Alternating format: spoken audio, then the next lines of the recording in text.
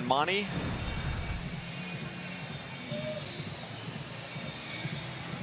Royals had an early lead, 2-0 and 3-1 in the first 2 innings. Justin Verlander buckled down. Shane Green has pitched a scoreless 8th. And it's been a rare bad night for the Royals bullpen. The Tigers have scored 6 runs against the Royals pen, and now Chien-Ming will get the top of the 9th inning. It's going to happen.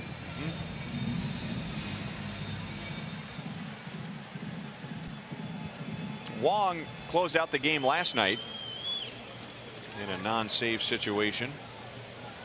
He had not pitched in 8 days. Peter Moylan, by the way, we mentioned, had not pitched in 9 days, and he was hit with 3 runs in the top of the 8th inning. Well, Net's doing his best to try to get those guys in there, but when you haven't pitched in 9 days and you're a sinker baller, referring to Moylan, you know, it's hard to get that pitch working consistently if you're not getting consistent work. Especially facing really a hot Tigers offense.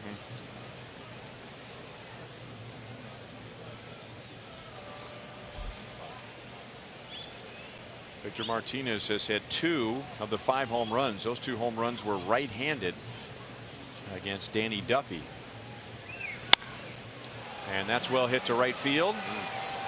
And that would be a 3 home run game for Victor Martinez and a 6 home run game for the Detroit Tigers.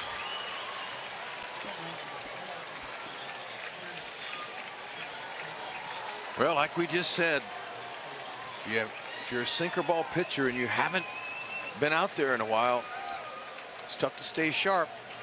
Sinker doesn't sink. It's going to get hit, especially by an extremely hot hitter.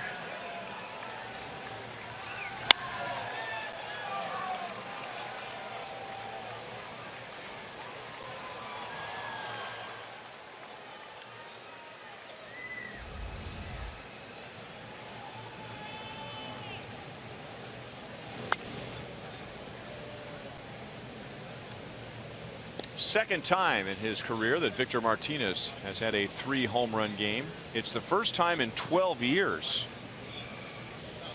Back in 2004, he accomplished that at Seattle.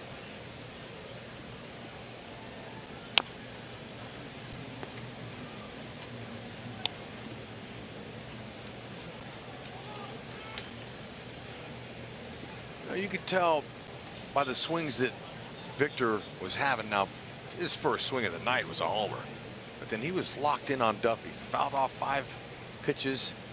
In his next at bat, he took Duffy deep again on the right side.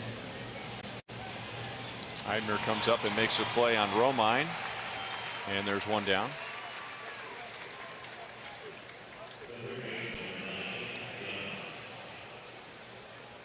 Victor Martinez was just early into his big league career when he hit that 3-run home run, or that 3 home run game at Seattle, playing for the Cleveland Indians.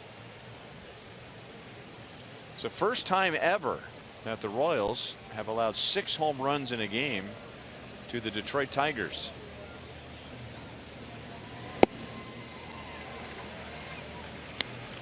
Nick Castellanos has hit 1 of the 6 home runs, and he's fly to the warning track in center field twice.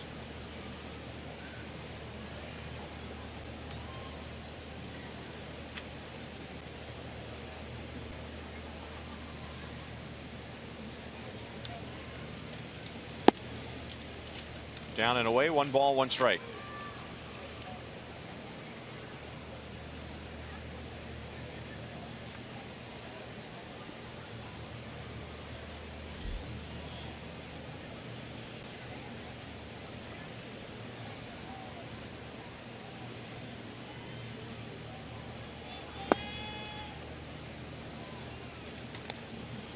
Two and one on Castellanos, who hit 15 home runs last year. So he is 2 shy of his career high. And we're just past the 1/3 mark of the season.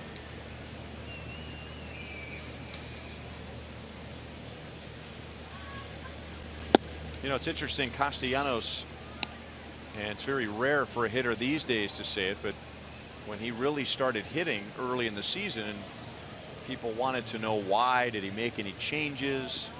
And one of the things that he brought up was that this year he wanted to watch less video and just stay to the basics when it comes to scouting reports.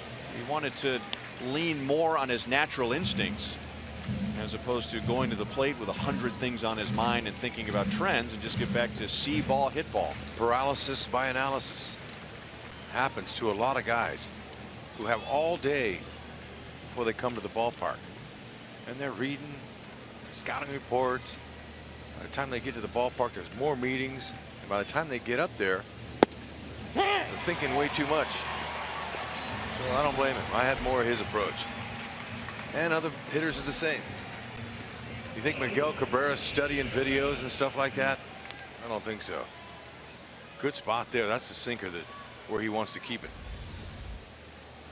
Ned Yost has credited Dale Swaim with being a good filter for the hitters, preparing them with enough information but making sure it's not information overload.